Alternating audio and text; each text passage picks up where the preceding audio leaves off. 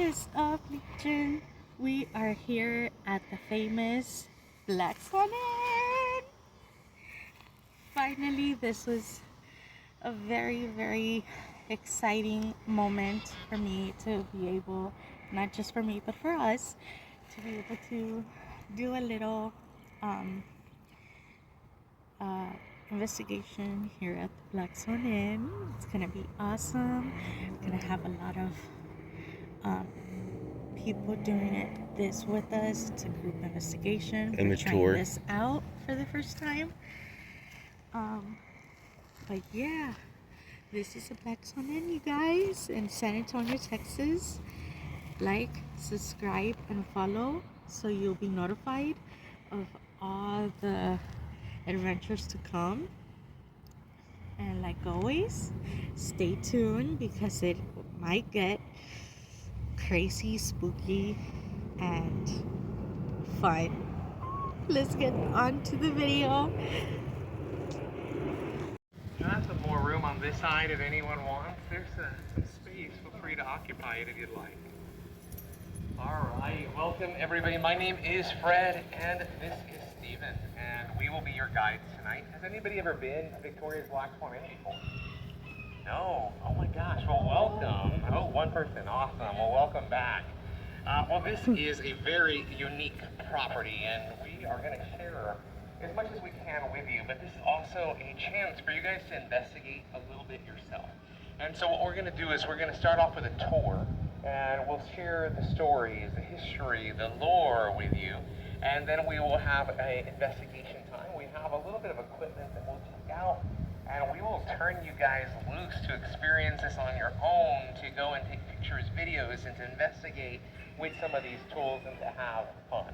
So, any questions so far for anybody? How are we going to see anything? This is not a haunted house. This is not like anything will pop out at you or anything like that. This is a real historical home that is believed to be haunted and has a lot of lore. So while we can't promise that you will see anything, it is possible that you might. So keep your eyes. Yeah, we have experienced quite a bit. One of the freakiest events that have ever happened, I'll share it with you. And just in case other people didn't hear, she asked if I ever experienced anything here. And so one of the experiences that I had is that after an investigation was over, it was about midnight, some of the staff on the property, they kind of wanted to investigate a little bit on their own. I still had equipment out, and so I let them, take over and play with some of the equipment. And we were out here investigating. We were by the milking barn. We'll take you there in a little bit, but we're hanging out by the milking barn and using our equipment. And all of a sudden, we saw a guy like running really, really fast from behind the milking barn. And I thought, oh, this is like not somebody from the property. This is probably somebody that's broken in, maybe somebody from the creek. And so I go and I run after them. And at a certain point of the property, you can run all the way to where there's a fence line. And I get all the way to the fence line, and there's nobody around me. I can't hear anybody. I search, but I was very, very convinced that it was like a real human being, and then poof, just not there. So that's probably one of the freakiest things that I've ever experienced myself. But I have experienced this front door. It's kind of heavy, and I've been inside of it right when we are going to lock up, and it's actually opened up for us. And so I've experienced stuff like that. There's a couple other things that we'll probably share with you that we've experienced throughout our time here. But good question. Wonderful, of course. Well, let's talk a little bit about perhaps how this got to be known as a haunted location. And so the history goes back pretty far. It goes back probably about 5,000 to 10,000 years ago when the indigenous people of this land were roaming. And where we are right now, we are in between two different creeks. So along this tree line over here, that is going to be the Walls and Creek line. Across the street from us, where Holbrook Road is, just where that tree line is, that is going to be the Salado Creek line. And so we have these two creeks, and so our indigenous people back in the day would have really been able to utilize the creek system to hunt, to gather, to be able to collect water. It was a very vital part of their life. And so we know this because UTSA Archaeology Department surveyed the area in the late 70s and 80s, and they surveyed the Walls and the Salado Creeks, and a couple of things that they discovered was that there was old remnants of sweat lodges around both of these creeks. So that tells us there was practice of spirituality. They were practicing some kind of method of spiritual belief along these creeks. We also found tools like pottery, arrowheads, so we know that they were actually just living day-to-day lives along these creeks as well. But the most significant thing that we found from UTSA is what you guys are standing on. And that is this land itself. If you guys look behind you, you will see we are on an incline. And the archaeology department from UTSA believes that the reason why we're on an incline is because this is a man-made incline due to burying the dead, so referred to as a burial mound.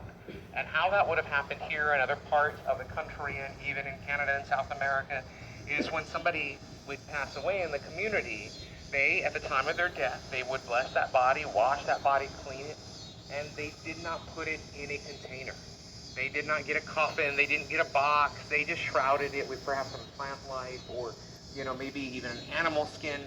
And then they didn't even dig a hole. No, they made it real simple. What they did is they just put it on the ground and they took dirt and rock from another location and they put that on top. And as people died in the community, they just kept stacking dirt, rock, and bodies. And so that's kind of how these mounds came to be.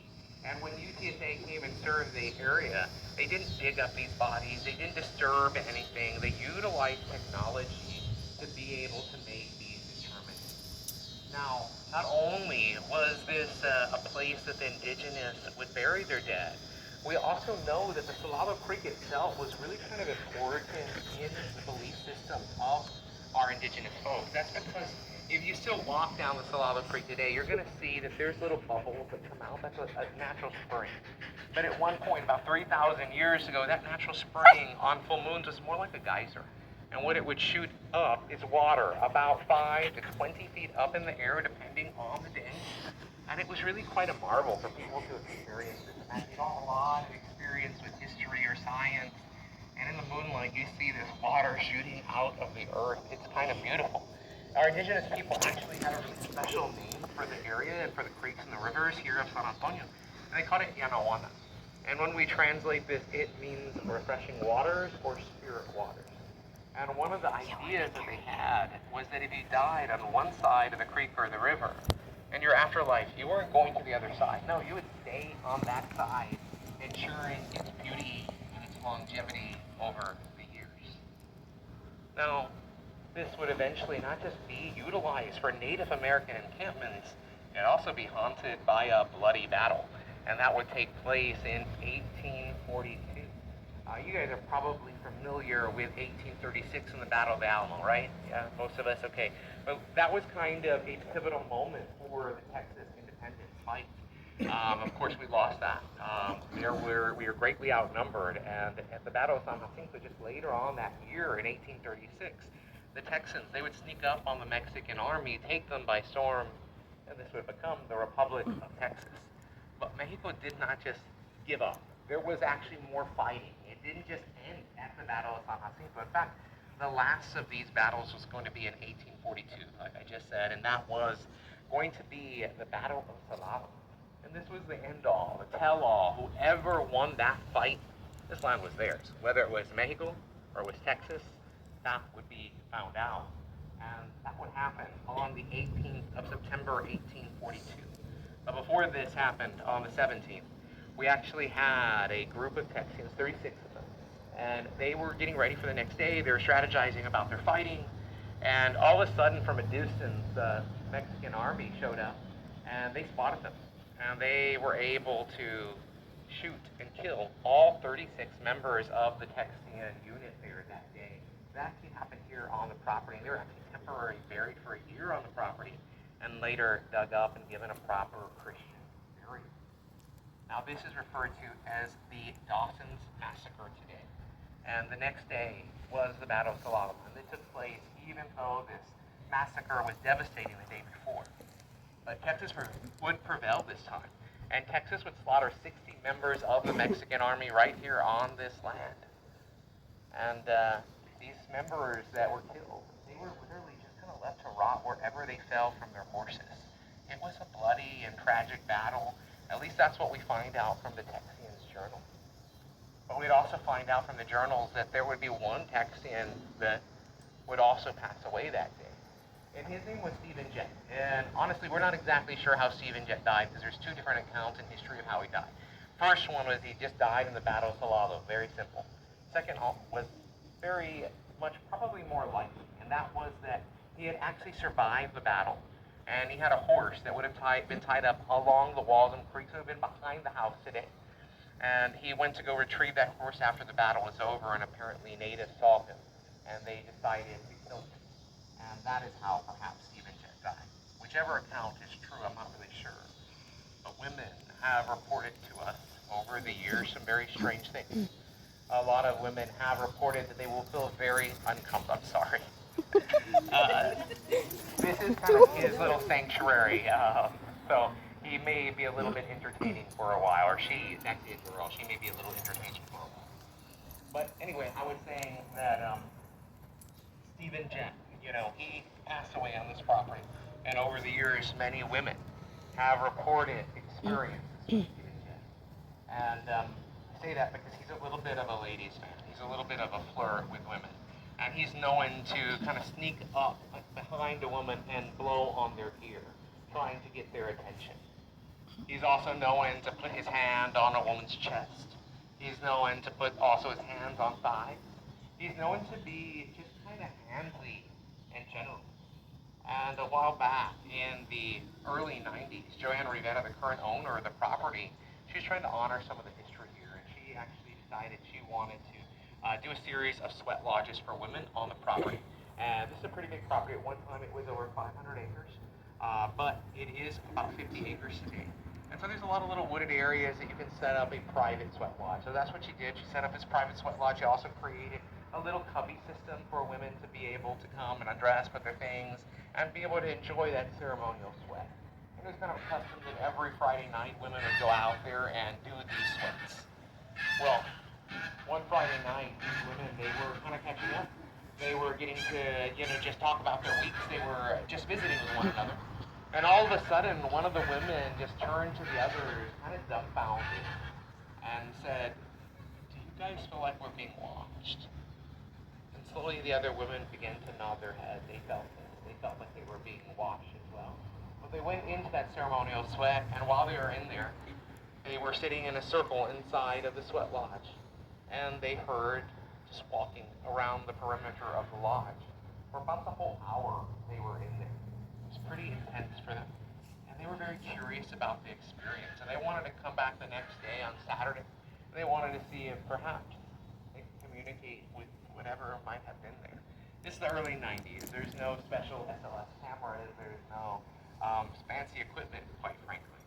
So they go out there with an old school cassette recorder. Some of us might remember those.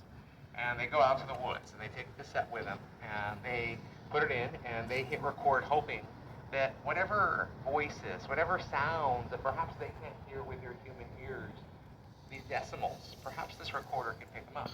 And so they asked a question, and the first question they asked was anyone around us last night? And after just a few seconds on that recording, you could hear, uh-huh. And so they asked another question. They asked Stephen Jett, was that you? Were you watching the ladies undress last night? And after just a few seconds, you heard a, yeah. So perhaps Stephen Jett still does wander this property from time to time, sometimes hitting on the women who visit. But this was not just a place of battles and a place that was a native encampment. It eventually would become a homestead. And that would happen in 1867. And that happened when the Ripstein family first purchased the property. And they built a house here that was on the other side of this creek. And it survived all the way into the 1950s when it was disassembled. But the Ripsteins, they had a hard life here on the property. For whatever the family would basically retire their business. And they would hold on to the property for just another 5 more years until they sold it to the Holbrook family. And you guys probably went down Holbrook Road to get here. That street was named after the Holbrook sisters. The Holbrooks were 2 pairs of sisters. And they had their own husbands, they had their own plans, they had their own lives, their own families. But I believe that these 2 sisters, they wanted to live a life they couldn't afford on their own. And so they put their monies and their their households together, and they purchased what was a very small little farmhouse at that time that the Muller family had built, and they added on to it. They added on very, very.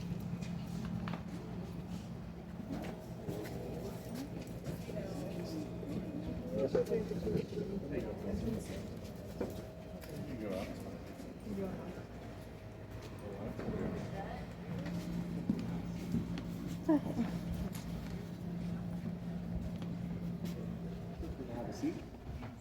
Feel free to have a seat if you need.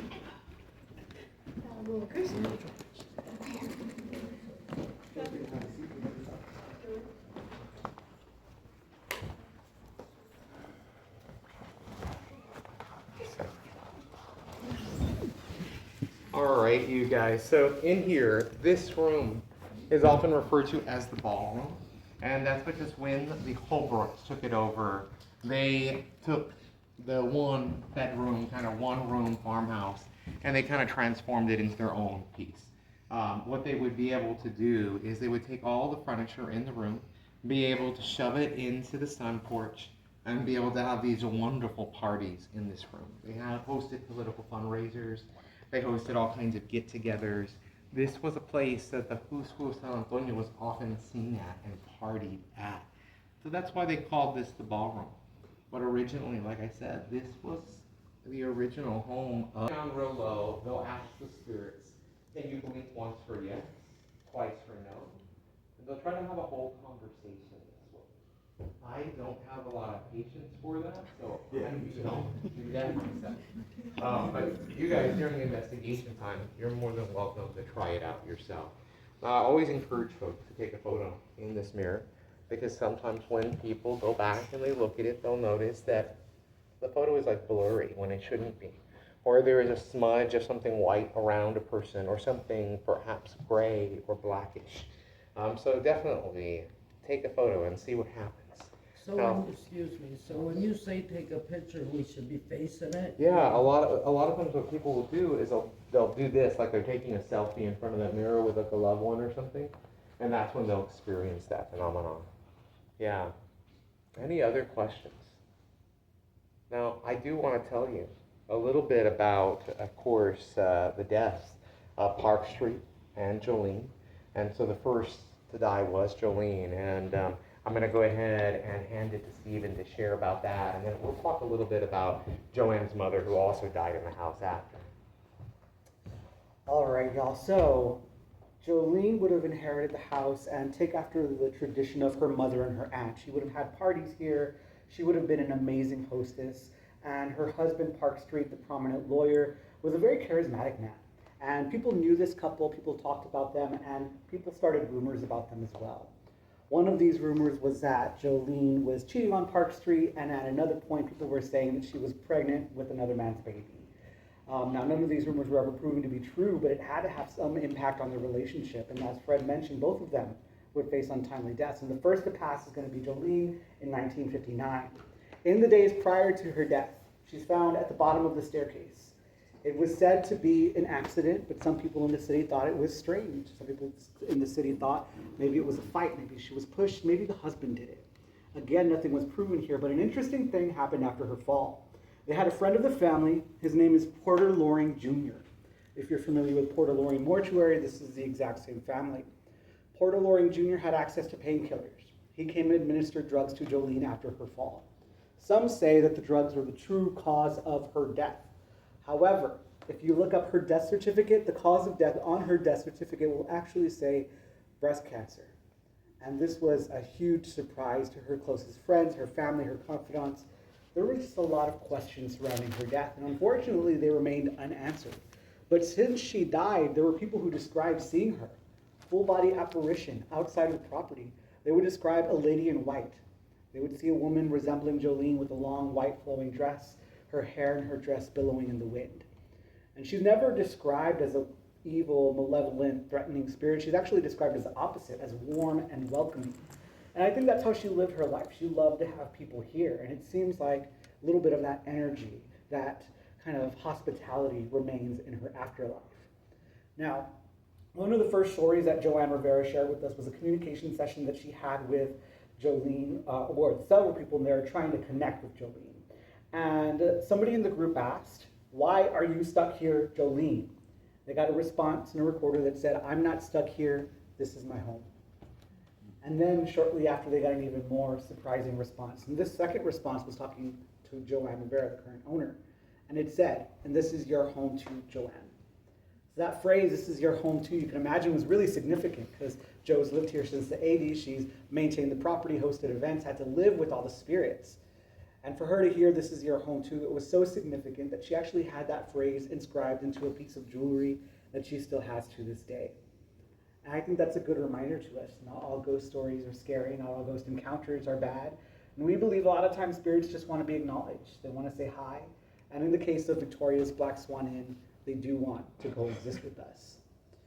Now, we'll share a little bit about Joanne Rivera's mother as well. And so the current owner.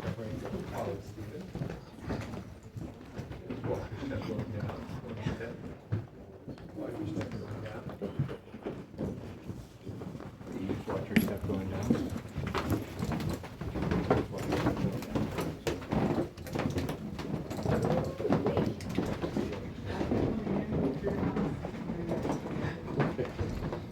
See, right?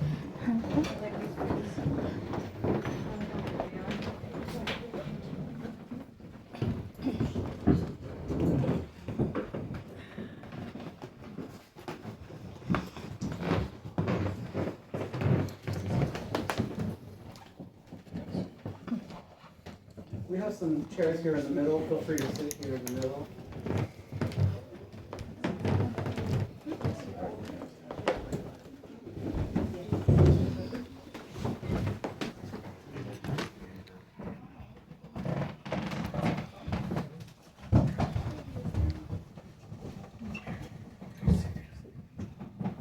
All right, y'all.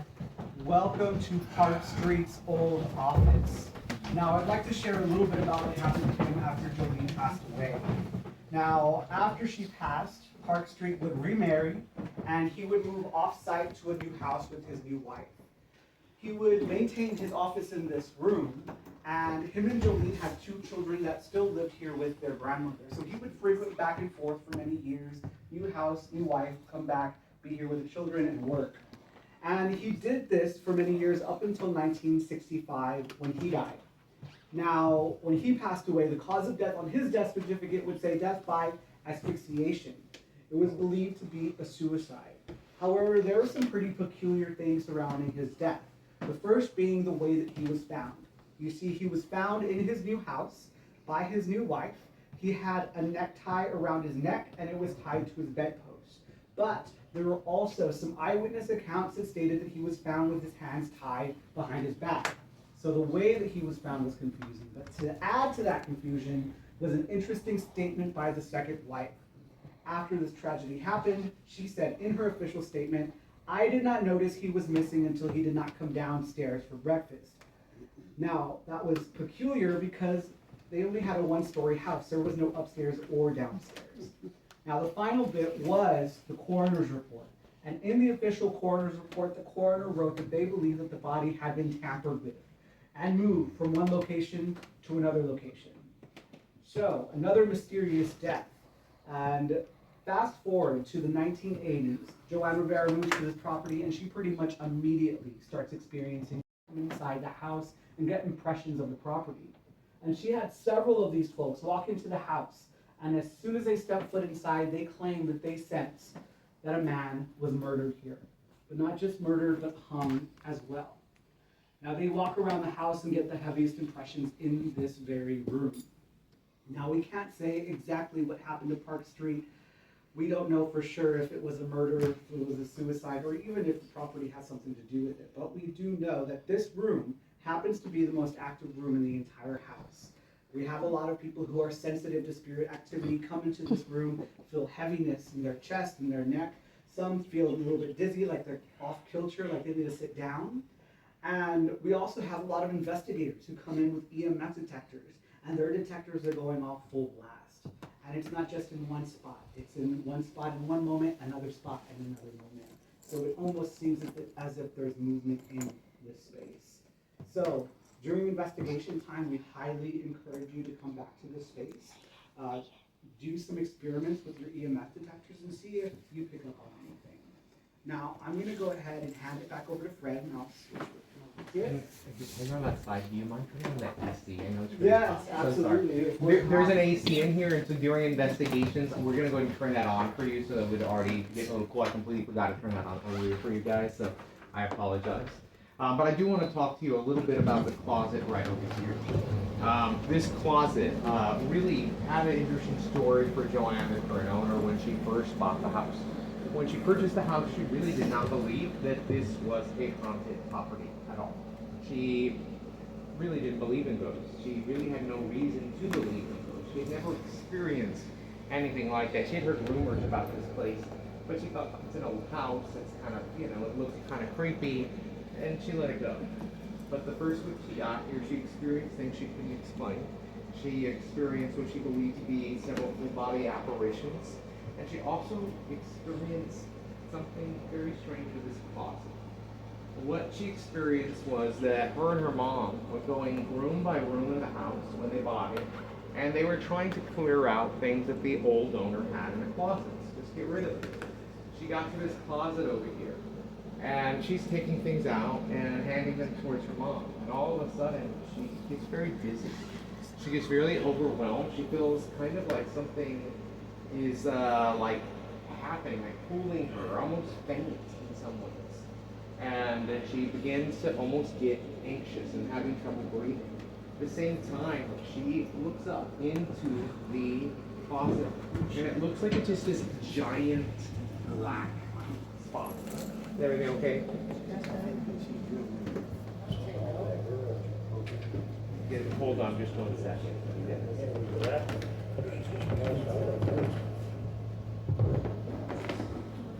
Can you follow them, make sure they're okay?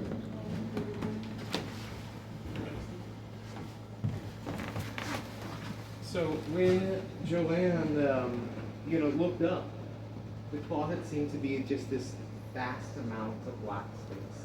And it almost seemed endless. It seemed to go on, and she stepped back. She got very freaked out. Her mom almost thought she was joking. She had to compose herself. It took her months to even come back in this room. It just bothered her so much, and she couldn't even explain why it bothered her. It's not like she saw a ghost. She just couldn't explain what it was. But eventually, she would come back here. And every time she would come back here, she hated it. But she thought either this is going to get the best of me, or I'm going to have to embrace it. What she did to embrace it is she created a psychomantic. And what that is a place, it's a dark closet. The Greek originally invented these items. They were thought to give us closure after somebody died. And what it was a little closet in which you could sit down. There would be a mirror in front of you, a mirror in back of you. You'd light a candle, and you'd stare into the mirror in front of you. And you'd just kind of let your eyes go soft and just kind of gaze into it. And that spirit would hopefully reveal itself, give you signs, give you perhaps a face, give you a color, give you an image. The spirit would try to communicate with you in this form. And parapsychologists do believe that when two mirrors are faced together, perhaps they open up a portal. They can create an energy that we can't explain. So the idea is that instead of her being scared of it, she would embrace spirit. She would invite them. She'd be able to just talk with them, normalize this experience.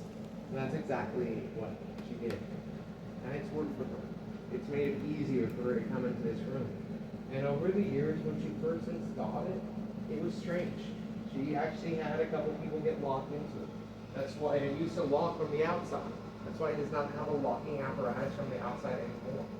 But since the first couple of years of it being here, many people have had good experiences. They have seen what they believe to be a grandmother, a mother, an aunt, an uncle, a father. People have perhaps been able to get a little bit of that feeling and connection that they were looking for. Now we also have a doll right here that I'm going to just talk about real quick. Everybody get a look of her. This is Abigail. Now, Abigail has been on the property for over 20 years. Now, when Joe bought the property back in the early 80s, she bought the property and she had haunting experiences.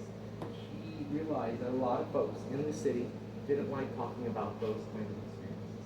They were shy, they were superstitious, and she was realizing that when most people were questioning about those, they would just kind of ignore them.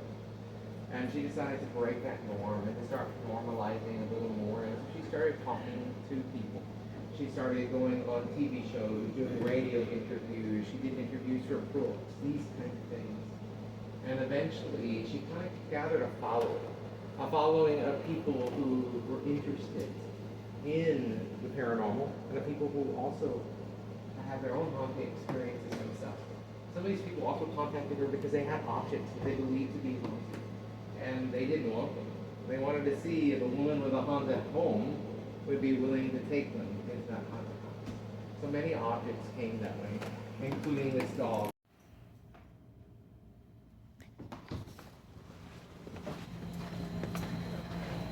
Where are you going?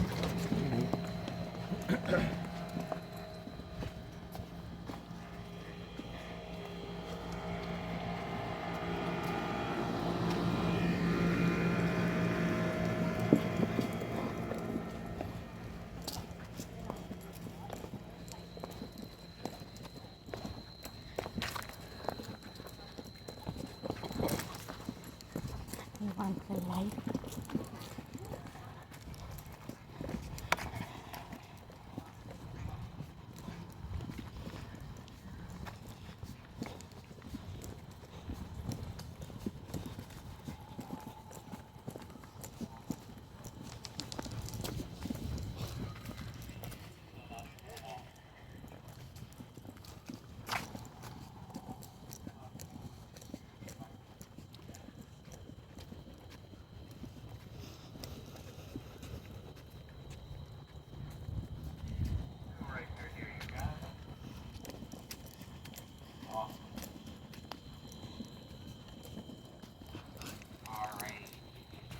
Well, welcome to the gazebo here. This gazebo has had to be replaced, repaired several times since the Holbrooks originally put it in.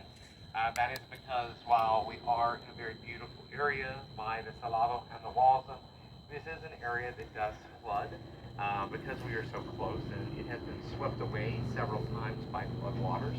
And recently it has been repaired and repainted, but it has an interesting history. Originally the Holbrooks put it in. And after the Holbrook sisters left this to Jolene, Jolene kind of changed her aunt's traditions. Her aunts have always kind of entertained right in front of the house, right on top of the hill. But she put in a beautiful rose garden all along the gazebo here. And so she decided to entertain down here, bringing the party down here, bringing the fine china, the crystal, all of the extravagance right here to this casino. And over the years, there have been many weddings, there's been many celebrations here, and there is one story of a wedding that is rather kind of haunting. And this happened in the early 90s during a wedding. And 150 people were said to be in attendance. And we had a bride and groom kind of standing right in the middle. We had also a groom over here. And they were in the middle of their ceremony, and the owner, Joanne, she was up the hill right over here in front of the house, and that's where they were having their banquet. She was getting their banquet tables ready and just getting all the final touches as the ceremony was going on. But she noticed that during the ceremony, everybody kind of came to a stop. Everybody kind of froze in their steps. And at that point, she thought, oh my gosh, maybe there's a skunk, maybe there's something there, and maybe it's gonna like try to spray the bride and groom on their wedding day. So her wedding planning mind is kind of freaking out about that. But after a while, it goes on as normal. And, she decides to ask the bride and groom after the wedding is over, hey, what happened? Why did you guys stop in the whole middle of the ceremony? And they explained to her, I think we saw a ghost. They explained that through the parking lot, they saw a gentleman that had a horse. And on top of that horse was a Native American woman. The male was Native American. And they were walking through the parking lot. They came in front of the gazebo, in front of all the guests, crossed the bride and groom, and continued to head all the way into the tree line until they just completely disappeared. Now, when Native Americans would get married or put their lives together, they didn't go to a courthouse, they didn't have a church wedding, they didn't have these things. What often would happen was a celebration of two lives coming together, and the community would be part of that. And often the community and the families, they would meet by the creek or the river, and the male would have a horse, and he would have his woman, the bride, whatever you'd want to call them, on top of that horse, and they'd make a journey to celebrate, to meet with their family, to bring these lives together. And perhaps this bride and groom and the entire wedding party of 150 people saw this, saw perhaps an echo of time repeat, maybe even blessing this couple on their special day. I'm not really sure, but I do think that it's kind of special that 150 people all claim to have seen the same apparition at the same time. Any questions, anybody? No? All right. Looking at the graves over here, these are actually old kind of faux graves that honor some of the people that died on the property. These are not, it's not a real graveyard, they're more of just kind of, a cenotaph to the people who died on this property. But I'm going to really be talking about this structure right behind me. This is a life-size playhouse. And this life-size playhouse has kind of an interesting story. It was purchased for Jolene, or named Jingles. That was the daughter of Jolene Park Street. And this child, this girl, she really did not hold that time.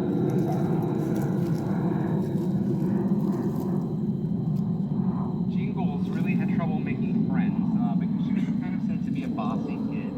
She was said to, just kind of be standoffish and rather bossy and critical of other kids. And so not a lot of people wanted to be her friends. And her parents thought that if they got her something really cool, like this kind of 2-bedroom playhouse, that maybe it would attract some little girls to the neighborhood to befriend her. And so that's what they did. They purchased this right over here for her. And it worked. She made friends this way. She was able to create kind of a community for herself. And we've actually had the privilege of being here on a tour during the day and having an elderly woman come up to us, and she brought with her her great-grandchild, and she wanted to show her a place where she used to play as a kid with a girl named Jingles. And so we've actually kind of getting to see a little bit of that history up front. But over the years, we have had many of our guests claim to have strange feelings here, have photographs that they feel like there's silhouettes in. And we had a very haunting experience ourselves the very first time we ever investigated this little structure.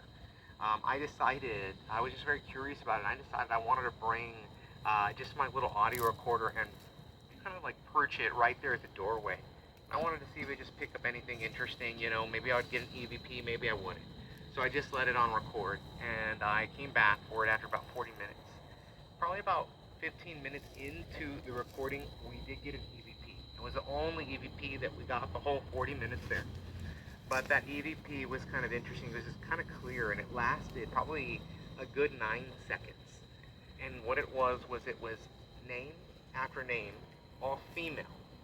No last names, just first names. And it almost sounded as if a child was playing school, calling roll. And perhaps this is just a residual energy, repeating, when kids had fun here, when this was a fun place. And of course, it is in a horrible condition. It has deteriorated over the years, and that is mainly due to flooding. Back in 1998, if you're from San Antonio, you may remember we had some horrible floods here. And this structure was completely underwater for about 3 days before the waters receded. In fact, the house itself, if you open the front doors, you basically opened it out to water because the water had went all the way up to the porch. That's how much water there was during the floods of 98. It was a pretty scary time, and if you were on the property at that time, you were trapped here for about 3 days before the water could recede. All right, you guys, I want to go ahead and continue our tour, so follow me.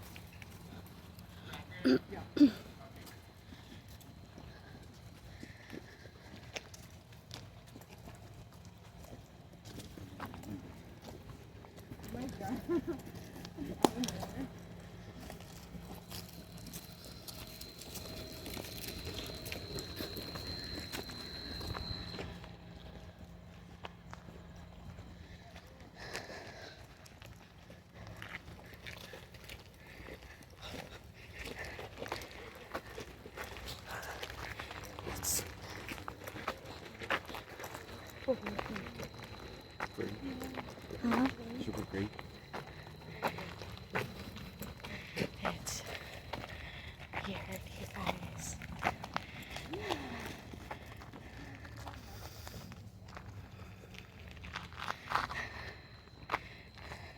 If you're watching, please let us know in the comments anything that you hear or see that we don't, okay, guys? We're with other people here also. That's why I'm kind of staying a bit far behind.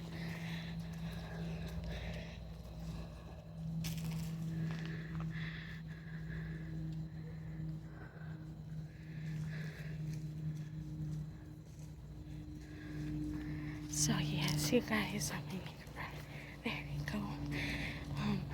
Please, if you see or hear anything. What? Where? Oh, I saw the silver one, not that one. Wait, point at it. So yes, you guys, if you please comment down below, and if you comment down below if you hear or see anything we don't.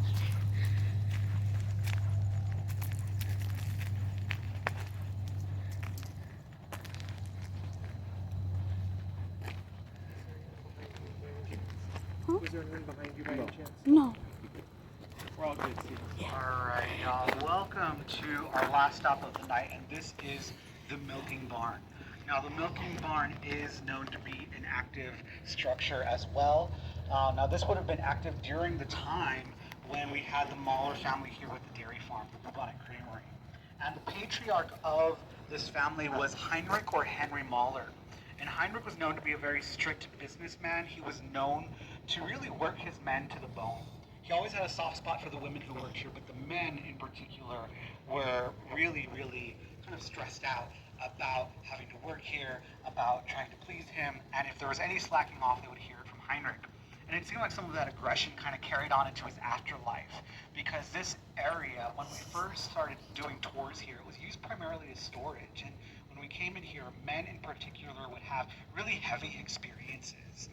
At that time, there was a gentleman who was working an event here. He was a barbecue food truck owner, did not believe in the paranormal, 6'4", former football player, and wanted to prove everybody wrong here. So he was kind of huffing and puffing around this event and telling everybody, I'm going to go inside the milking barn. I'm going to prove to you nothing's going to happen to me. I'll cuss out the spirits. And so he did just that. He started walking in. Naturally, a group of people gathered out front to see what was going to happen to him. He started cussing in there, and as he's walking out this front door, he claims that there's some invisible force that trips him because he trips on nothing, falls face forward onto the asphalt here, starts bleeding all over himself, and at that point he becomes a believer in the paranormal. And so this space has been transformed since then. It is no longer storage, and it seems like Heinrich is happy with it being used as a place of business again. Now, we have a partnership with a photo studio. They do boudoir photos inside the structure, and they allow us to bring investigative teams in. And so throughout the investigation, you will have access to this structure. You'll be able to come in and out. We just ask that you respect the things that are in there, the props and everything that's in there. But we'd like to take you in just to take a peek before we get started with our investigation, so you can follow me in.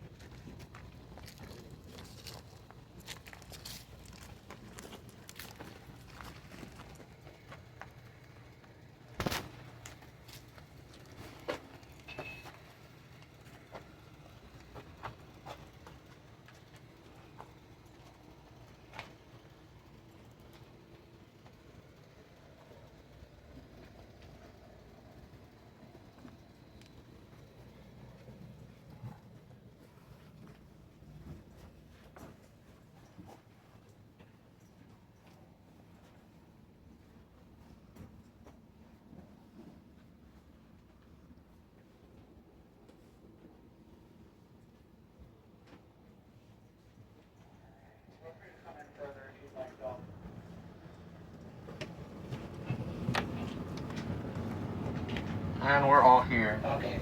Alright, y'all, just a couple things I want to point out. One is on this side of the wall, we actually do have original feeding troughs from the 1800s when this was used as an active mill. We have heard things.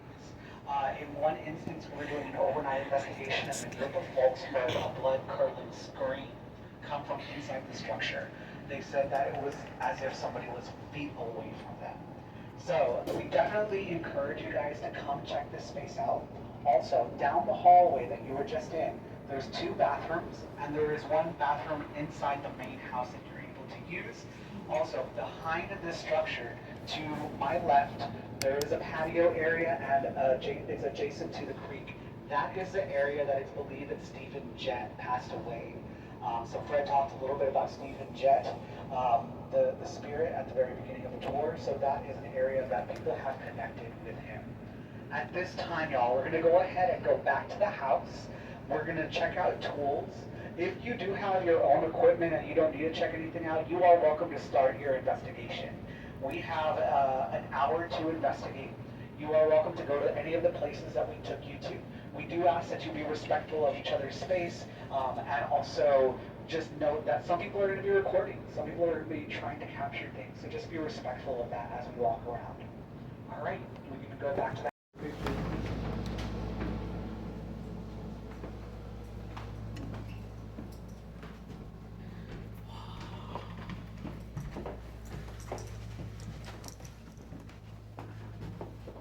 Good.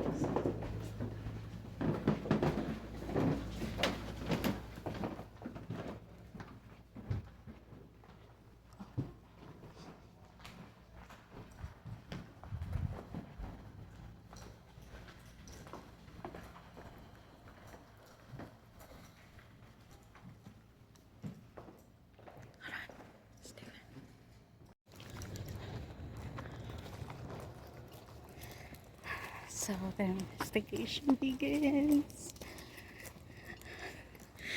What are you thinking? How does it feel? Good. Great. Hopefully we catch something. Does it feel normal for you? Yeah.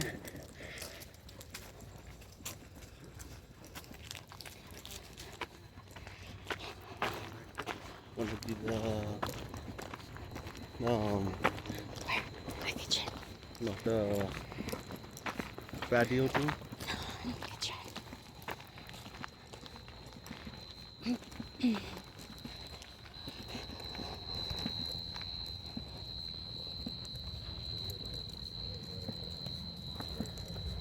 Not that?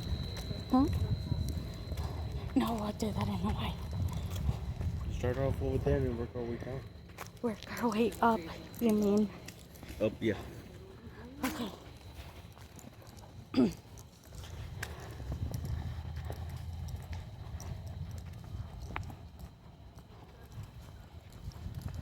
want the cat ball? Bring them out.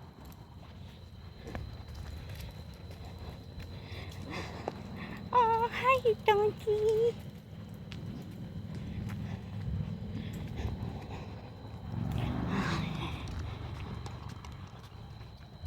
Whoa.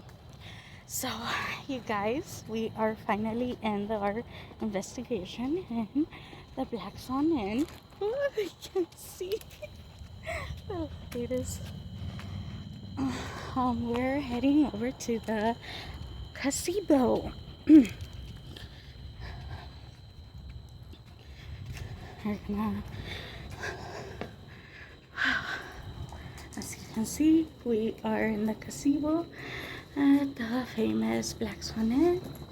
This is where we're gonna start our investigations. I'm gonna set you guys up somewhere where you can.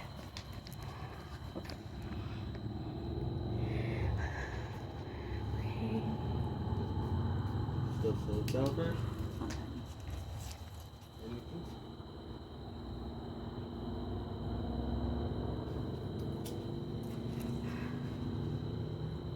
Okay, so we set up cat balls on each side and I'll show you guys.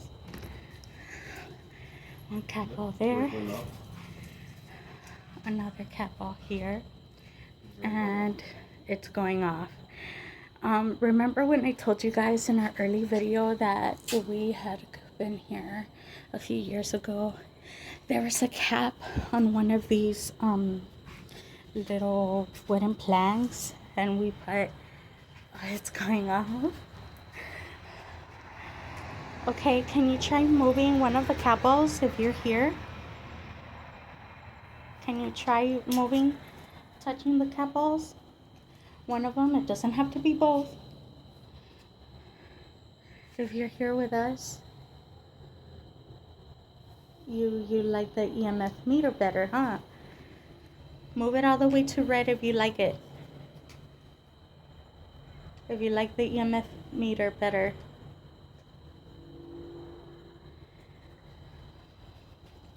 Spirits of the Black Swan Inn. My name is Michelle. Careful, careful, careful.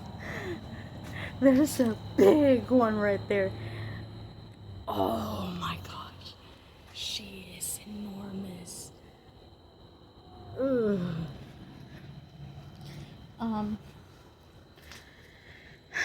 We are here with the most respect. We heard your stories and we like your house so much. If you would like to move it to red to see if you agree. I am born and raised from here in Texas. Do you like people coming to your house? So we do the EMF? The what? That's the EVP. EVP, sorry. Yeah, good. Okay, let's do one EVP recorder. Let's see. We're gonna. I'll do it. Yeah, do it. Okay. I have to do. Hold on. She's scary looking. She's a tarantula. That is not a spider. That's a big ass tarantula right there. Big dinosaur. Okay. We're gonna start an EVP. Cars are passing by. Hold on. There. Would you like us to talk to you with the recorder? Go to red if that's a yes.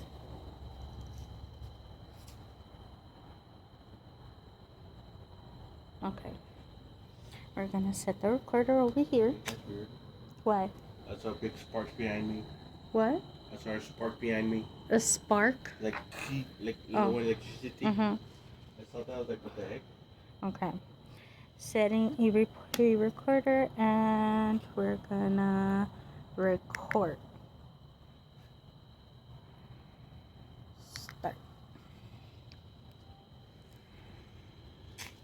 Hello, people from the Black Swan Inn, ghost spirits.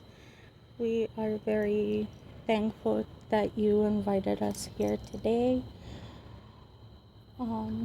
We just want to talk, conversate with you. And my name is Michelle. And I'm Steven. Is anybody here wanting to communicate with us or have a message for anyone?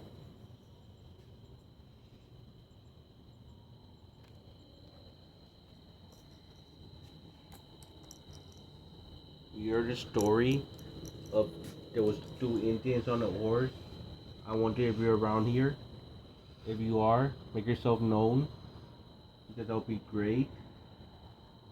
And hopefully we are able to witness what people witness. We're gonna turn the light off so we have better wait.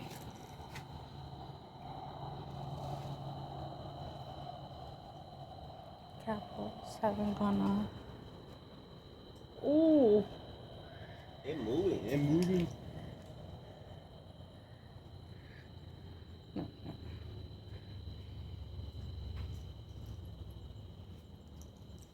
It's so weird. Maybe we get bar next to it. Yeah. Okay. Nope. Cat was right there. Let me end recording.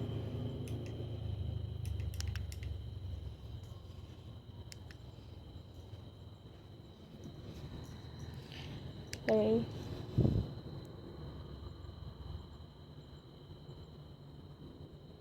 It's volume mode.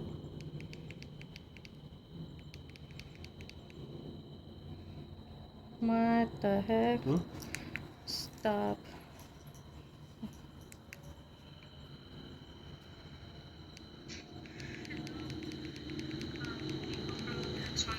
Ghost spirits, we are very thankful that you invited us here today. We just want to talk, conversate with you. My name is Michelle. And I'm Steven. Is anybody here wanting to communicate with us or have a message for anyone?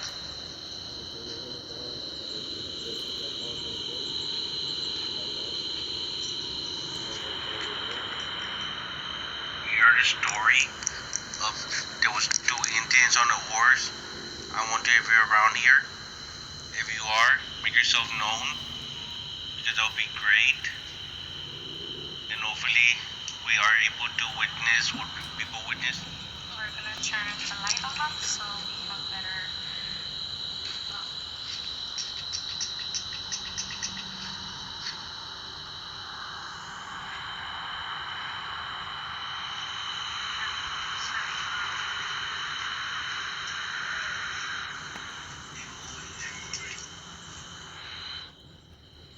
What was that? Hmm?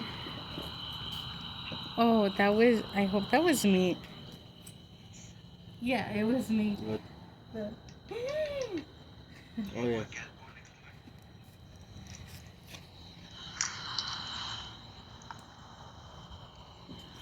Yeah, we're not gonna be able to hear it because of the cars passing by there. So we're right now recording some we're inside. You got Okay. the couples? That one right there. You got the other one? Okay. Let's continue on. What? Just getting the. Okay. So we're here with people, but they're doing their own things. I'm just hoping that we can, find people to do little group investigations with and Hopefully stuff. we get 100 likes. And we can From- stay here the whole night, if we get 1,000 likes. We promise. We'll stay here the whole night for you guys. But that's all we want. 1,000 likes or 1,000 views.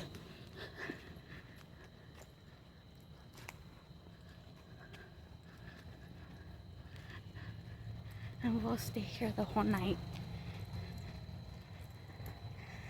Yes? What? Yes? Yes. You see? Right there, guys. He said it. So, we're going. Y'all tell me why I agree to it. Please tell me. I'm scared. Are you ready to go in? You gotta go in Okay. and do for the boys at the stage.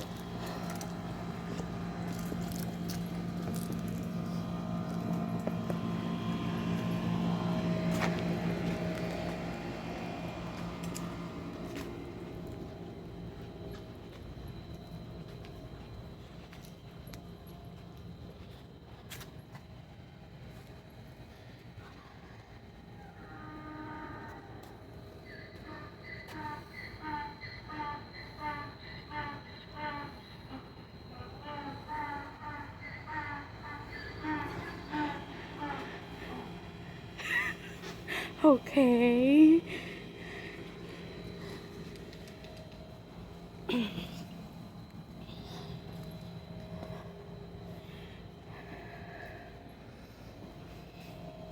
Are you ready?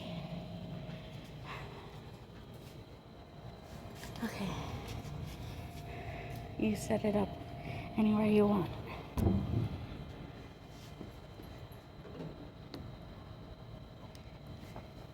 Oh, hold on.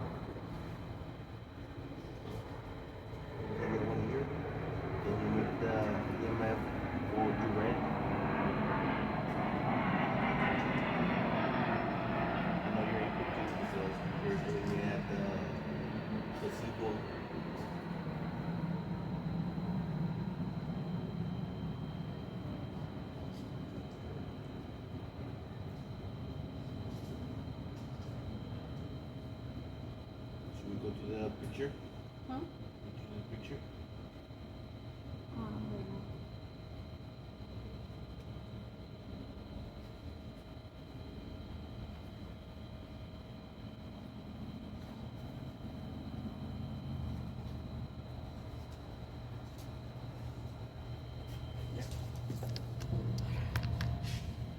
Yeah, but Okay. nothing right now here.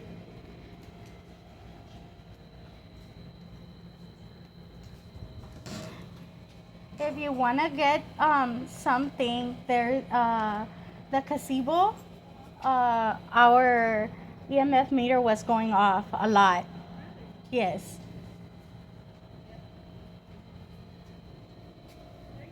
You're welcome.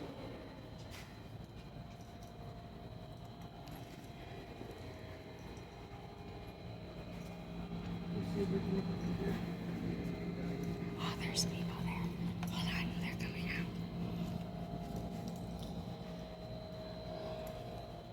Um,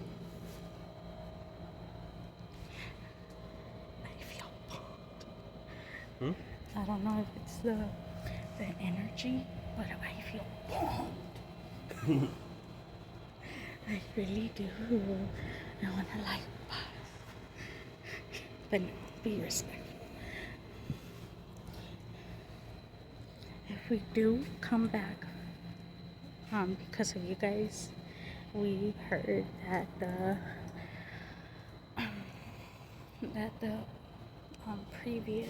first owners of the Black Swan Inn loved having parties, and if we do come back, we'll try and do that for the spirits, see how everything goes. So please, guys, get us to 1,000 views, 1,000 likes, and we'll come back all night.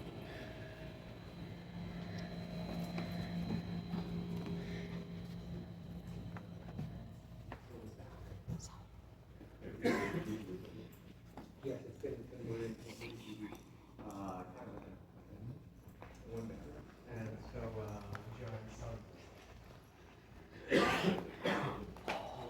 And so, John,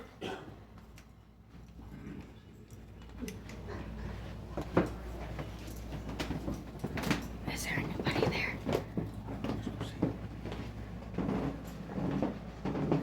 Yeah, there's people there. I don't know if you can go into the rooms.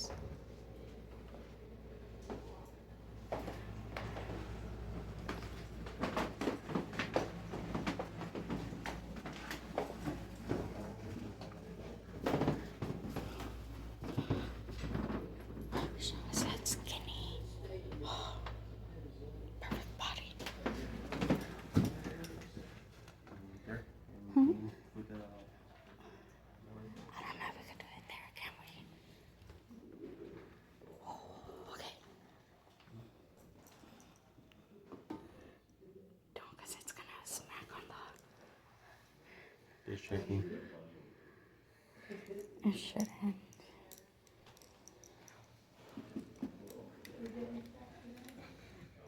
Nothing.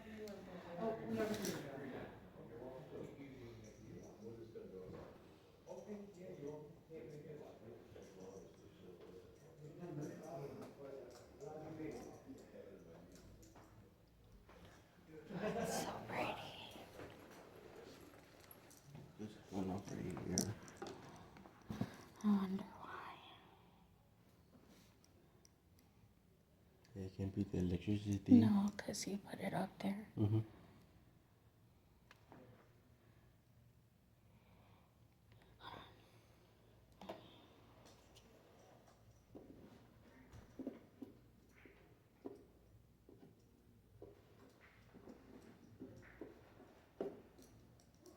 What is Don't. Move back.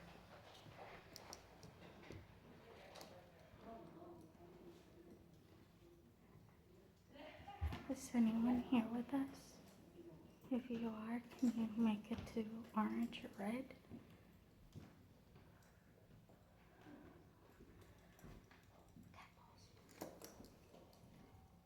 one right I'll put a cat ball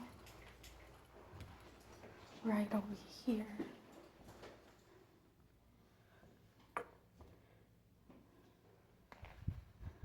a cat ball there.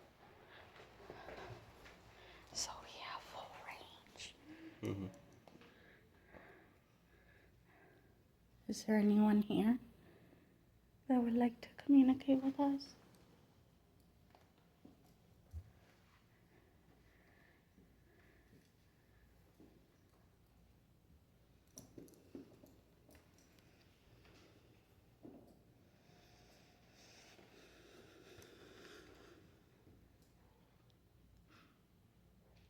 What's that?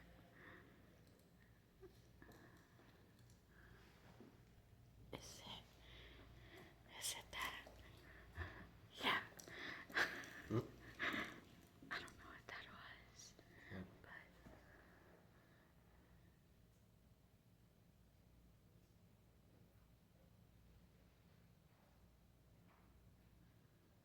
once again, you guys, if you hear or see anything that we don't, please comment down below.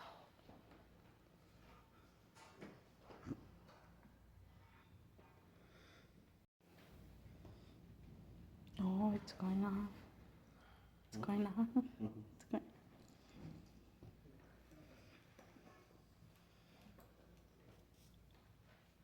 You want us to go further down? Get the other cat ball.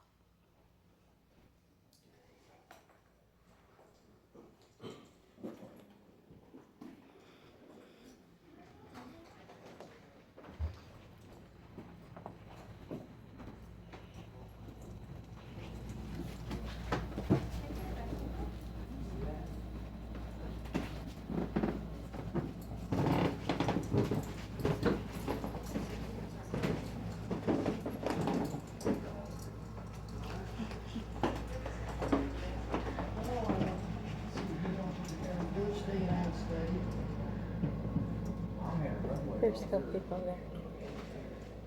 I'm gonna go to the. Go ahead. That was cool.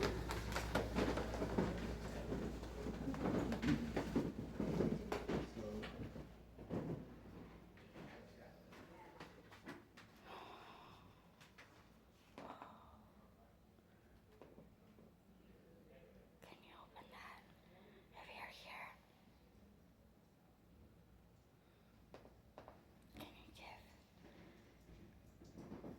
Can you give me a sign?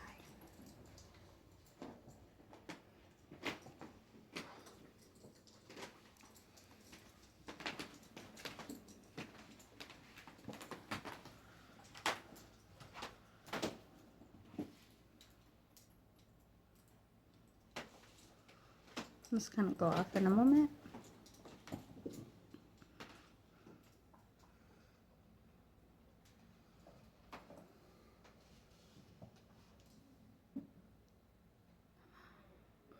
If there's anyone in this room, make the cat balls go off.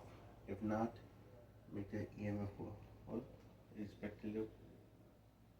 It's spiking up. Thank you. Can you make it go to red? If it's possible. Thank you so much for communicating with us. Yeah, thank you. If you need energy, you can take it from the phone. You can take it from his phone. If you need the energy, can you spike it again? Yeah. Awesome. Thanks. Are these your dolls?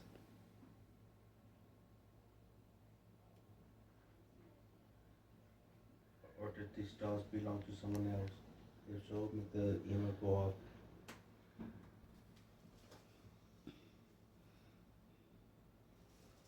Oh, let's see if we can get something. Go for it. Steven is spiking. Steven is spiking.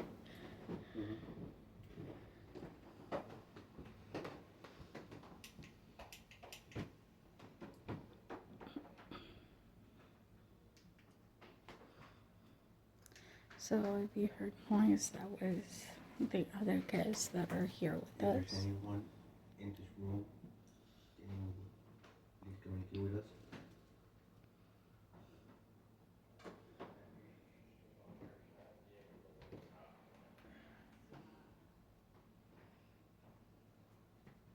Can you make the couples go up, please? They won't harm you. They just light up like that.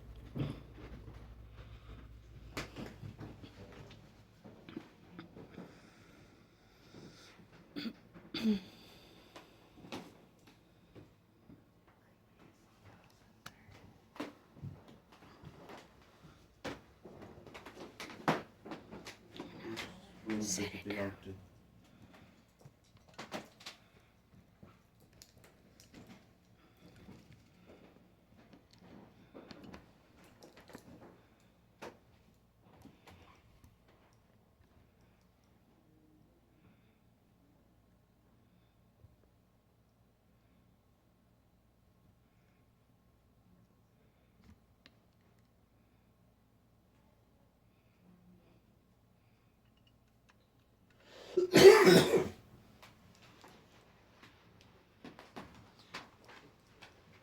So my name is Michelle.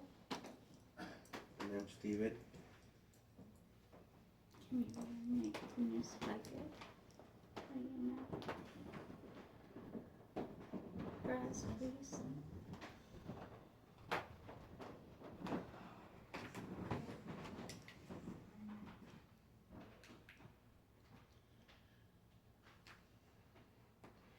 We love your room.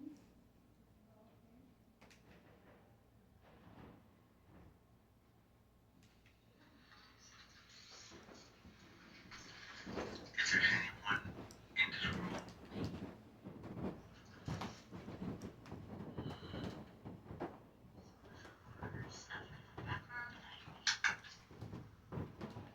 The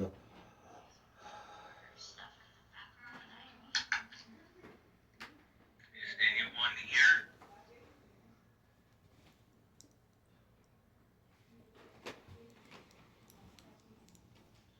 If there's someone, can you say your This is name? from the park.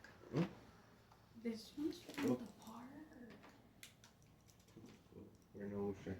Get the cat balls.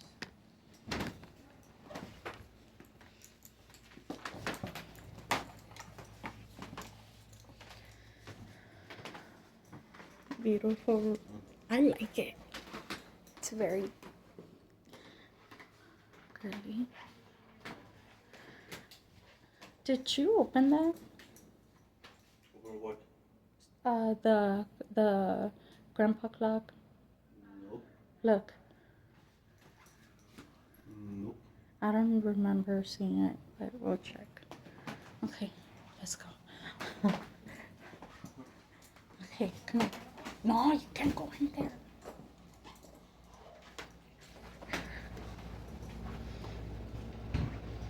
Come on, get that way.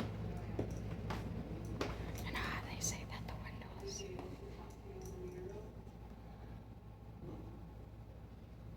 Okay. You keep it there.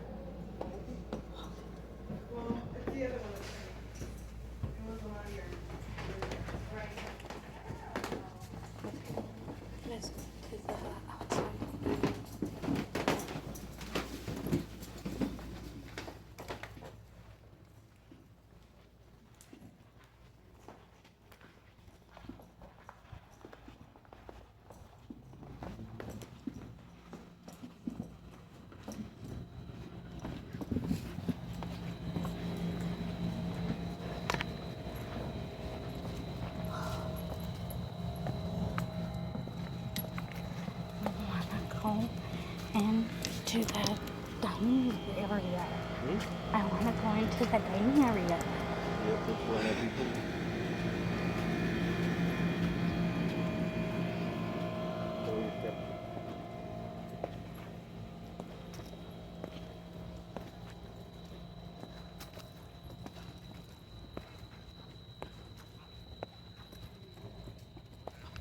What time is it?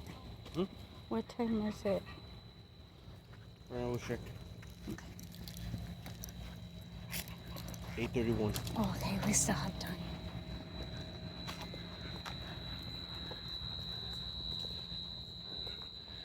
You have the couples out. Okay.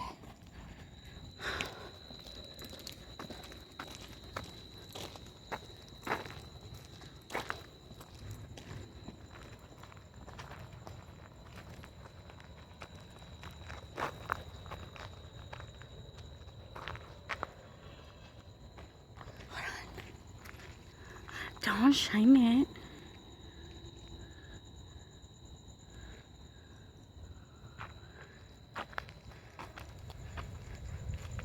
Okay. Whoa.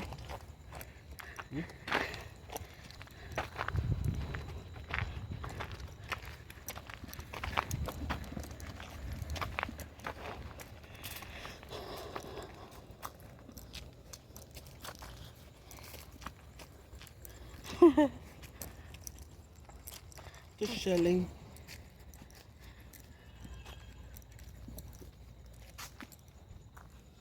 Like to say, this place died for.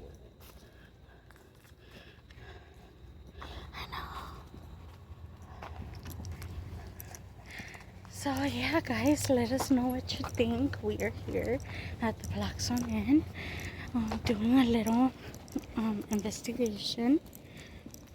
If We you might not get some stuff, but at least we're trying things out, yep.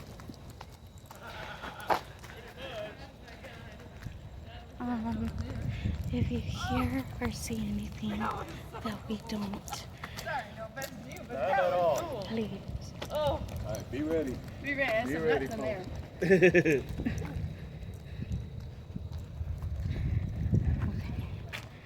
What do you think? You wanna go in? Yep. I'm getting nervous. We can nervous.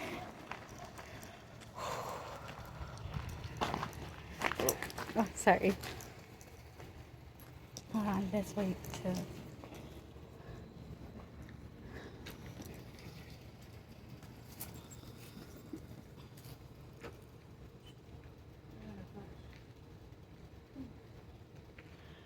Earlier we got some interaction and there's just different pictures with the spirit box. Oh, Not much, nice. but then I was still a little skeptical until it started grabbing my hand, went up my shoulder, and then it's just like seriously, it just went like that into my head. And at that point, that's when I started fainting. She grabbed me, pulled me out really quick, and then as we were standing out here, like catching our breath, nobody else is in there. There's nobody in the back as we just went to the back. And as we're standing over here, pretty much where she's at, that's when I saw a shadow figure going into that. What? Yeah. So be ready. And then it waits till you guys are there by yourselves.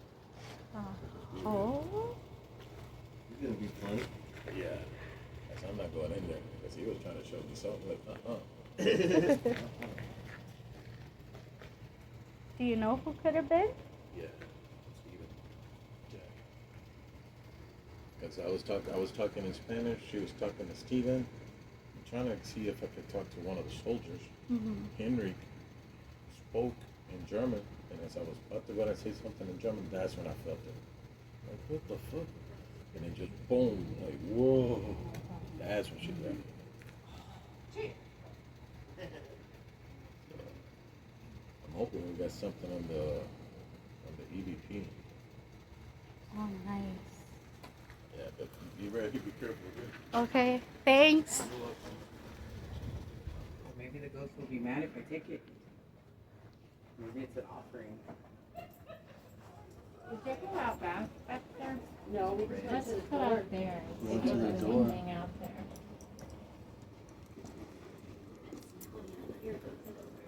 want to try it? Yeah. Ooh.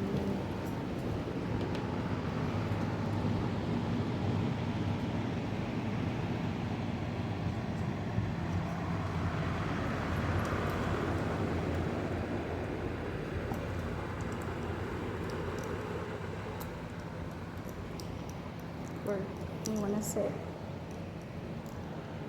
Oh! It's going off. It's going. Did you just set it down, right? But it turned off, right? Yeah. Okay, you want us over here? Hello, I'm Michelle. This is Steven. Can you make it back that ball go off again? Spanish. I'm gonna talk to you. Would you like me to talk to you in Spanish? If you do, No, hablo más inglés. if you do, can you make the EMM meter go off? If you would like me to talk to you in Spanish.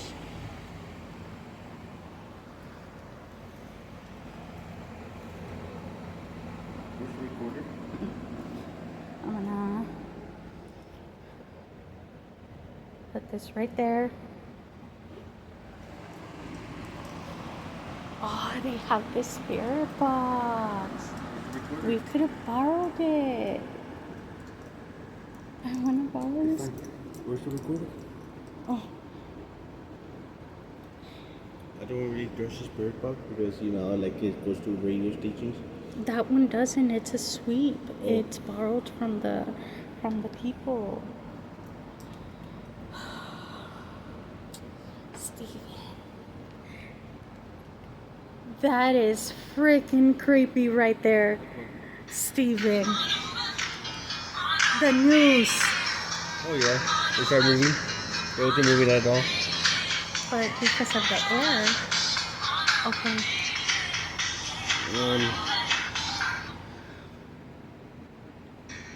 Okay. How do you I don't think he likes.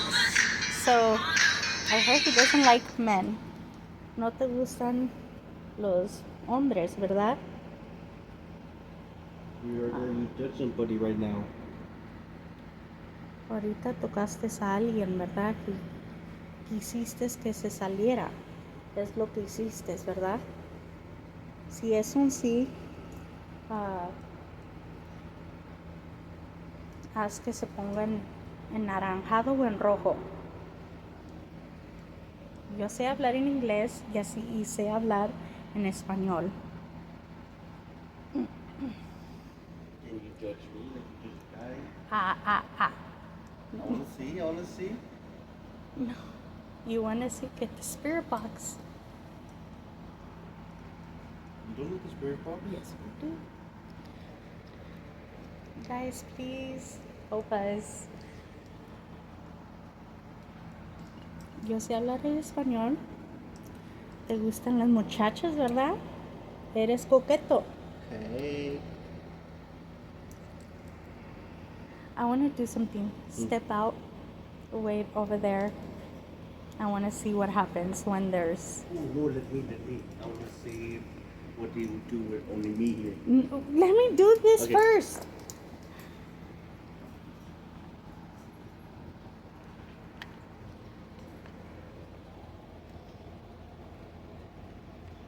Hold on. Wait. ¿Dónde lo pongo?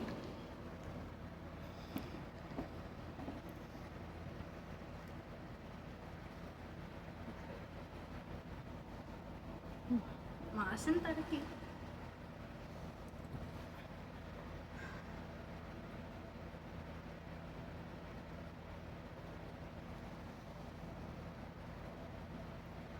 ¿Te gustan muchachas?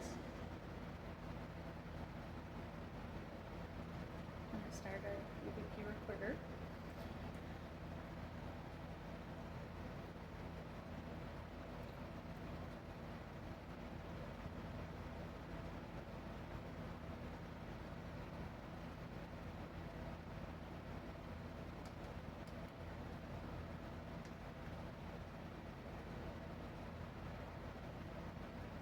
Hola, buenas noches.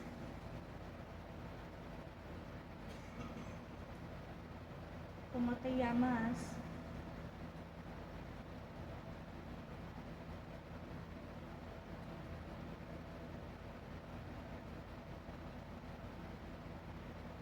¿Eres coqueto? ¿Te gustan las señoritas, verdad?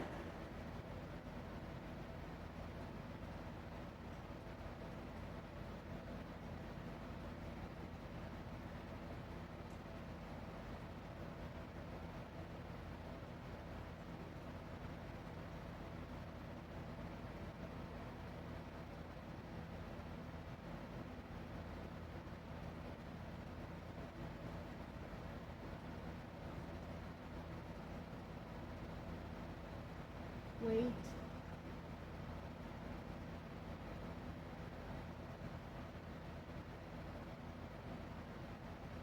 Me llamo Michelle.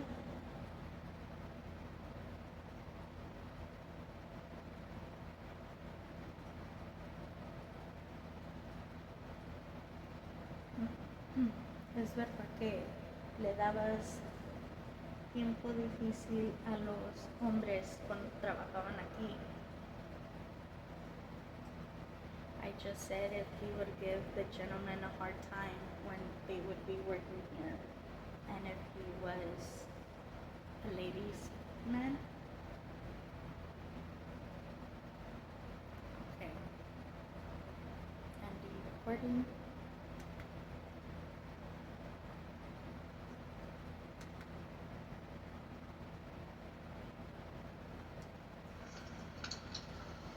Stand up, mga para.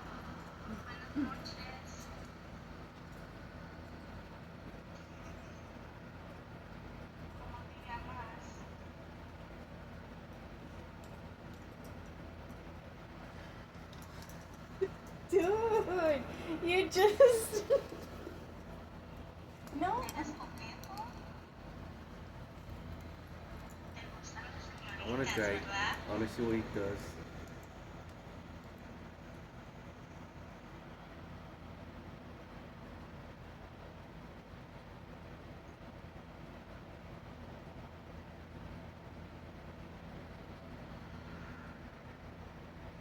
Oh yeah, and over there, yeah, there's also someone walking over there.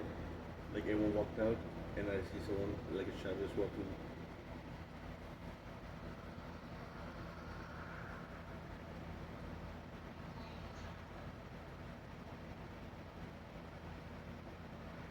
Okay, Let me try myself.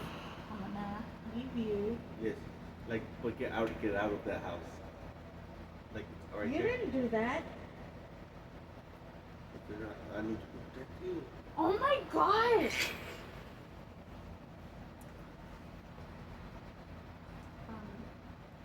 Señor, por favor, castíguelo. Sir.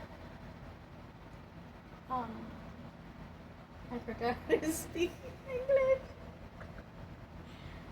English or Spanish? English. Señor, que está aquí, por favor, castíguelo. Dígale que no sea así. Póngalo a trabajar.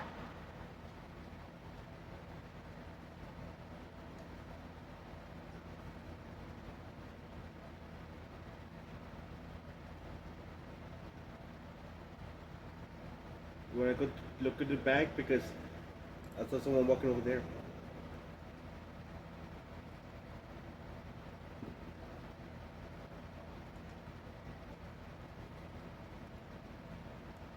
Okay, I'm here alone. The guy was telling me that you touched him and that you pushed his head. If it's true, I want to see if you're able to do it with me.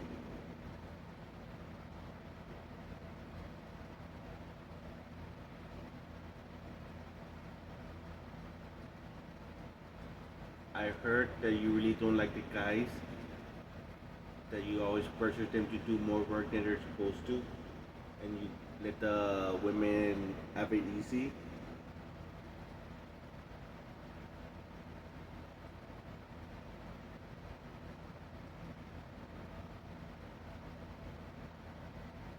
in this room with me.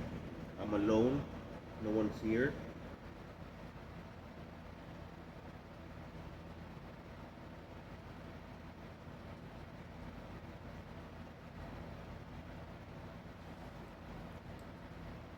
I want to see if you really could judge people because from the tour, they're saying that you're able to like physically judge people. So I'm waiting for you to try on me. I won't believe that story until you show me that you are able to.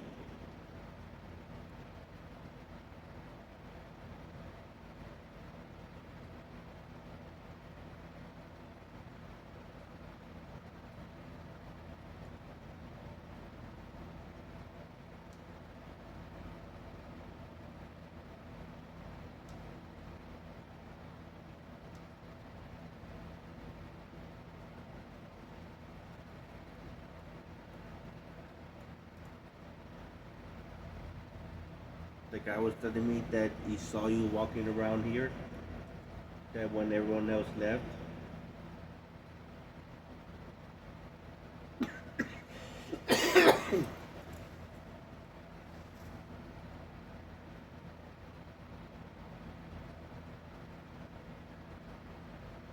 If you want me to go anywhere else, let me know.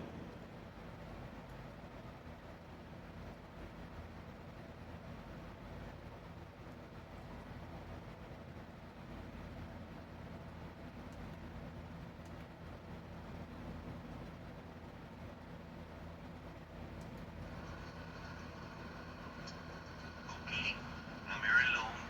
The guy was telling me that you touched him and that you pushed his head.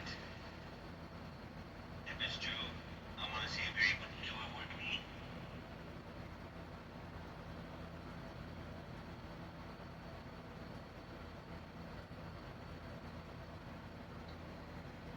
I heard that you really don't like the guys, that you always pressure them to do more work than they're supposed to, and you let the women have it easy.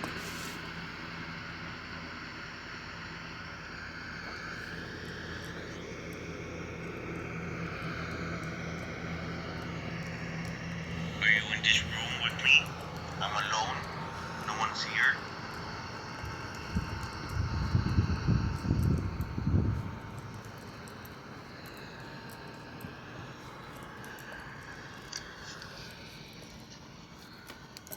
I want to see if you really could judge people because from the tour, they're saying that you're able to like physically judge people. So I'm waiting for you to try on me. I won't believe that story until you show me that you are able to.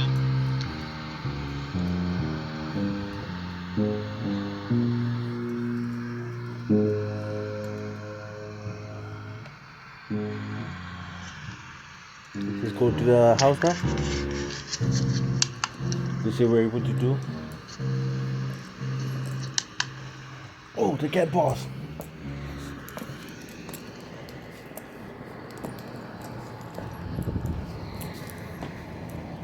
The guy was telling me that he saw you walking around here, that when everyone else left.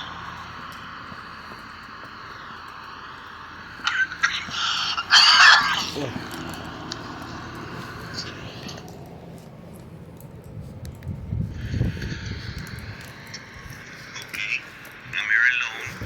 The guy was telling me that he touched him and that you.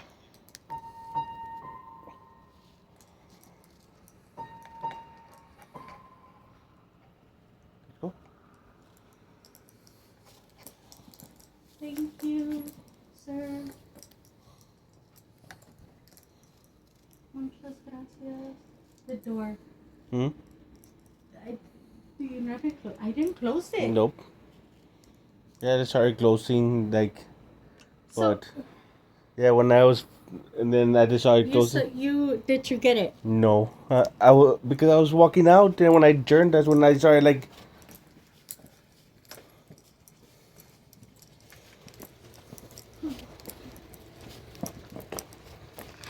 while you were doing, you hear footsteps in the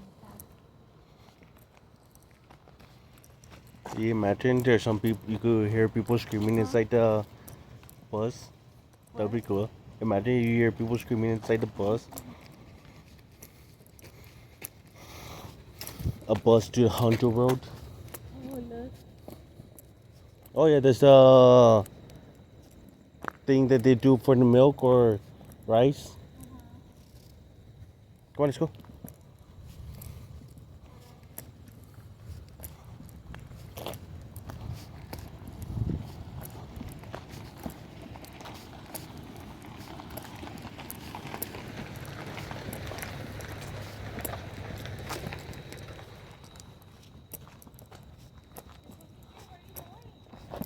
Oh.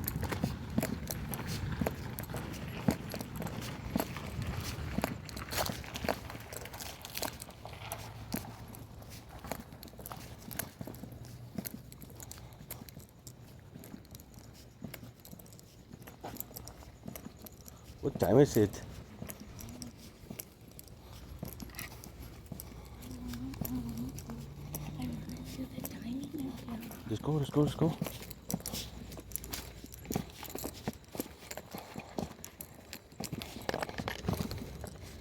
Oh no, it's already dying. Holy crap.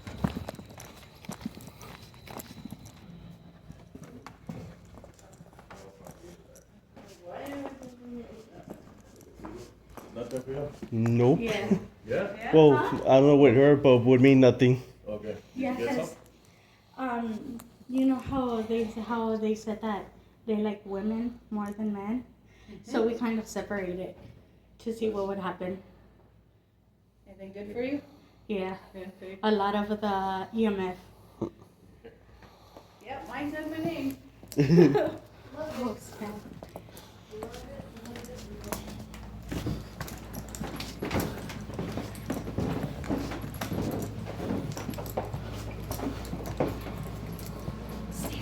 What?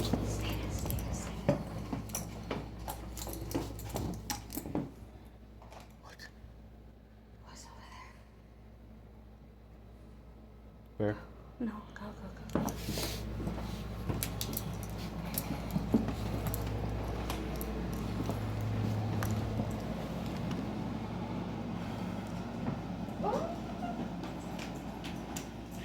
Okay, you guys, we are here inside the infamous Black Swan Inn. That is what they would call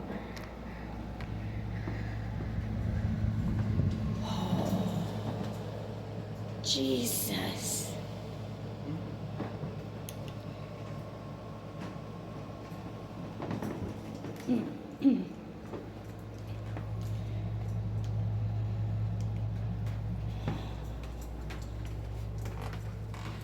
Oh, Ooh, let's see. what? I want to do this. No. Yes. You've never let me do anything first.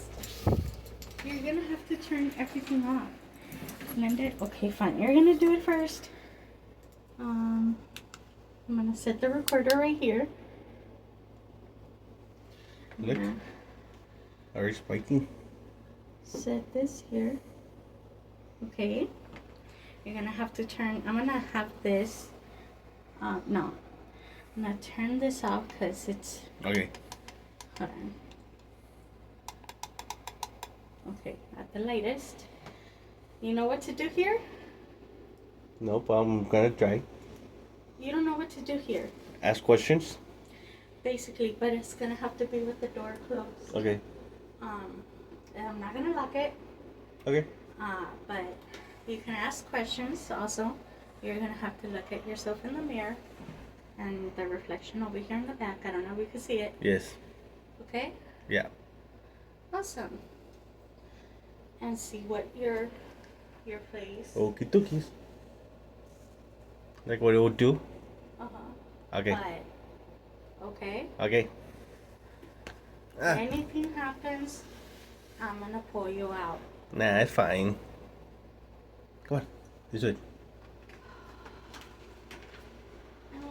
something out here to record. It's my phone. Are you sure? Yes. Okay, I'm gonna record out here while you are in here. Okay, cookies. Okay, hold on. I'm gonna...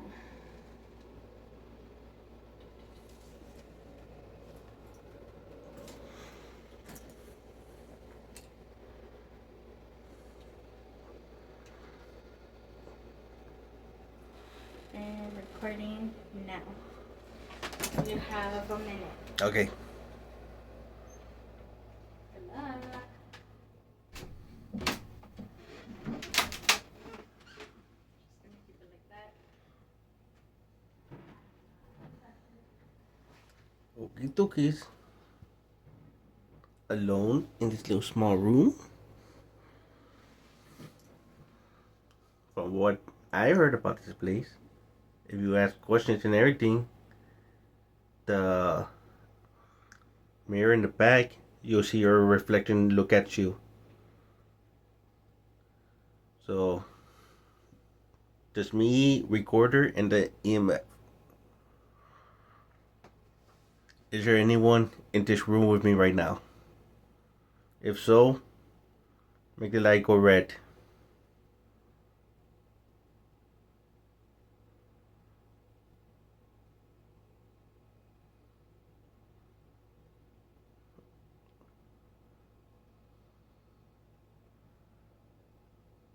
If it's true what I hear about the mirror, do it because I want to see if it's true. I'm a person that don't believe until I see it. Not scared. So, please show me the power of the Black Swan Inn.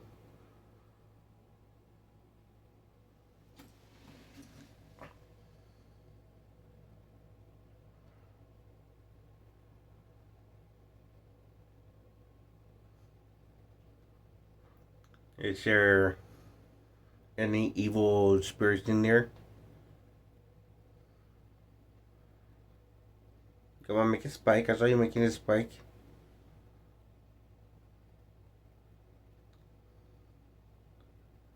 Unfocus. It's not focusing. It is going unfocused in moments. When it goes unfocused, sometimes it's maybe because there's something here, or it's just like losing focus. But we'll see what happens and all that fun stuff.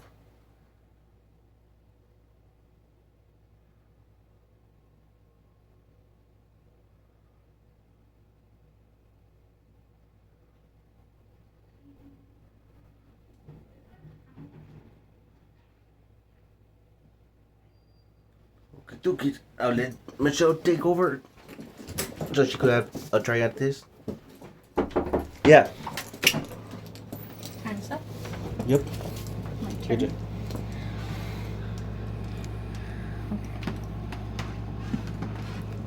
Stuff happened? Nope, nothing happening. Well, the EMF was spiking. Okay.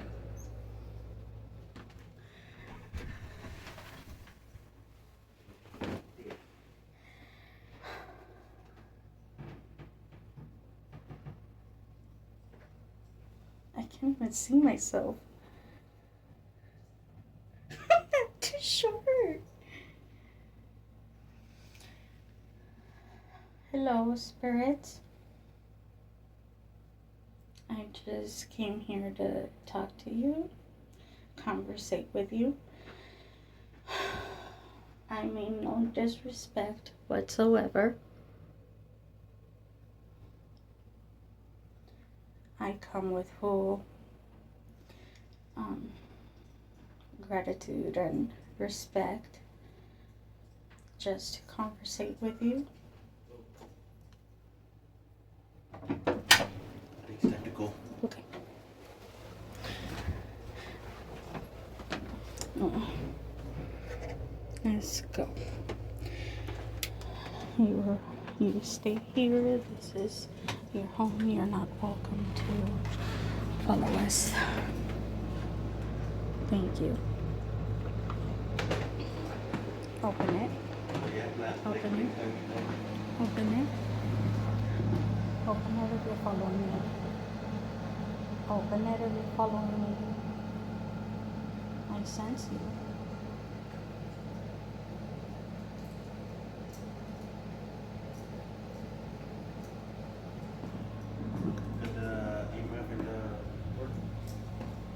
It's opening.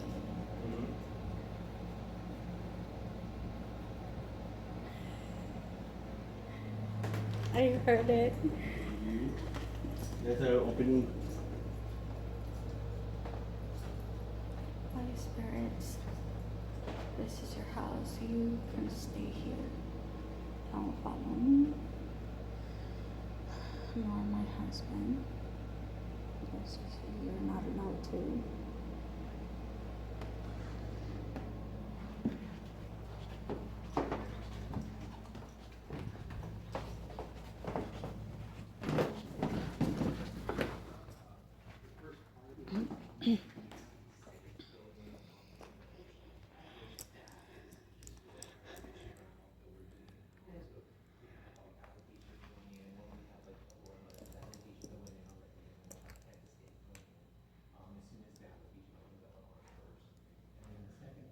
Do we wait outside?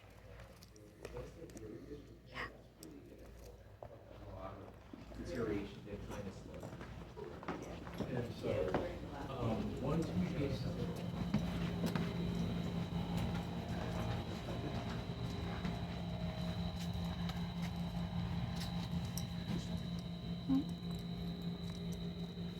What? Okay.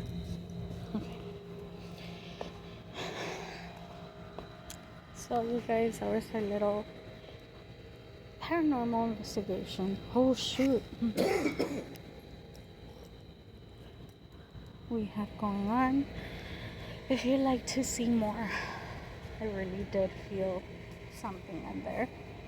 If you'd like to see more of us coming here and doing more little investigations, let us know. Like, subscribe, and follow so you'll be notified. If we get 1,000 likes or 1,000 views or more, we'll come back for a whole night. Make him promise. I made him promise that we'll come back. I will come back for a whole night. And we'll have a party. Okay? We'll have a party for the spirits. So please, guys, if you heard anything or if you saw anything that we didn't, let us know in the comments. This was a little rushed investigation because we were with a group. This was, a little test run. It was amazing. Really did feel things. Maybe for the heaviness inside. Oh, you do in certain areas, like in the. Where the dog is, and then in the No. little private room. In the milk, Yeah. The milk farm. Yeah, the milk farm over there. You do feel it. But yeah, let us know. And like always, everybody, I'm Michelle. And I'm Steven. And this is Night Angels. Like always, everyone, stay spooky.